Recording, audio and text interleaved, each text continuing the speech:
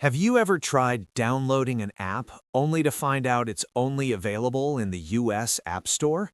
In this video, I'm going to show you step-by-step how to create a USA-based Apple ID account even if you're outside the United States.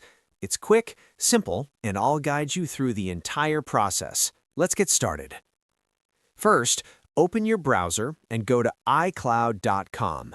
Click on Create Apple ID. Now, fill in your basic information, your name, date of birth, email address, and password. When you reach the Country Region section, make sure you select United States.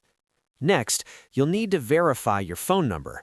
Apple requires a valid phone number for security reasons. Enter your number and complete the SMS verification process by typing in the code Apple sends you to confirm your email address. After that, check your email inbox and enter the verification code Apple sends you to confirm your email. Once both verifications are complete, your new Apple ID will be created. And that's it. You now have a USA Apple ID and access to the US App Store. If this helped you, don't forget to like the video and subscribe for more simple and clear tech tutorials.